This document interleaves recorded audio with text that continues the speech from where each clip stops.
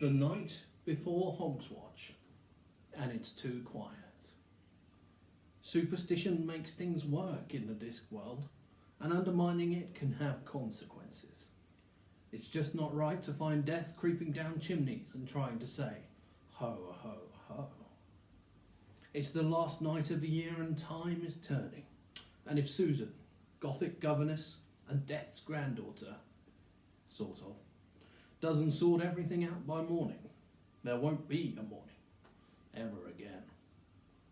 Good day, readers and listeners, and welcome to this festive episode of Tom's Rapid Reviews, where each week we take a few minutes to read out a book review written by one of our fabulous Surrey Library staff. I give a bit of background and context surrounding the book and its author, and it's all done in the hope that you might be inspired to try reading or listening to something new. So without further ado, let me introduce you to Hogfather, a Discworld novel by the much missed Sir Terry Pratchett.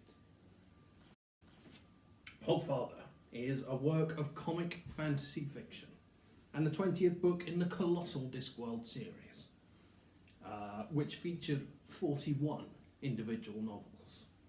During its time, the series was awarded and nominated for a great many awards, including the Prometheus and Carnegie Awards. Each book in the series works as a standalone novel, but there are some characters and plot lines which feature in multiple books. They all share, of course, the same universe. Many of these books feature riffs on and motifs of fairy tales and folklore, and The Hogfather is Pratchett's riff on Father Christmas and his surrounding mythos. Let's turn now to my review. Reviewing a Terry Pratchett book represents an interesting challenge, because the author's books, especially those set in Discworld, are practically a genre unto themselves. No one writes in exactly the way Pratchett did, and with his distinctly British wit and surrealist style. Applied in this case to a mixture of the fantastical and the mundane. Indeed, that is perhaps the key to Pratchett's work. He makes the mundane fantastical, and the fantastical a matter of the mundane. So really, this review needs to answer two questions. Do I like Pratchett's style? And is this a good example of that style? To the first, I would say, yes. My friends have long told me I should read Pratchett's work, and now I know why. Their particular brand of wry absurdity is right up my street. As to the second question, I think The Hogfather does represent a good example of Pratchett's work. It's not usually listed amongst the very best of the Discworld series, but I think the theme of Christmas, but not Christmas, suits Pratchett's work well, and gives me the opportunity to read a Christmas book without once feeling like I was lost in cliché. On the whole, I'd like to give Hogfather 4 out of 5. That's right. Hogfather is a festive book that I think you could quite happily read at any time during the year. It won't be for everyone. It is very, very silly. But if you're drawn to the long tradition of absurdist British humour, think Spike Milligan, Monty Python, or the Mighty Boosh, I think you'll find plenty to like. A wealth of Sir Terry's work is available to reserve through Surrey Libraries, and also on the Libby app as ebooks, and a couple of audiobooks.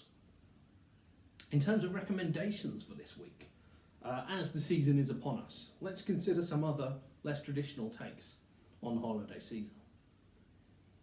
Klaus, How Santa Claus Began. This is a graphic novel which collects the comics by Grant Morrison and Dan Mora, which casts Santa Claus as a barbarian and a shaman who frees the town close to his forest home from tyranny, spreading his message of resistance through the giving of carved wooden toys. Or there's The Lion, the Witch and the Wardrobe. C.S. Lewis's first entry into the Narnia series sees Christmas as a central plot point, even featuring a visit from Father Christmas to help the 4 junior protagonists on their way. His return after many years demonstrating the weakening of the wicked White Witch and the hope of her defeat. While the depictions of Christmas and Father Christmas in this book is more traditional, they do take place in a world of fantasy and magic. The Lion, the Witch and the Wardrobe and more in the Narnia series are available to borrow from Surrey libraries, and all 7 of the Narnia books are collected on Livy as one ebook. There's also a recommendation a colleague gave to me just this morning, The 12 Strange Days of Christmas by Sid Moore. This too features a supernatural take on Christmas, and she's been enjoying it a great deal. It's also available from Surrey libraries.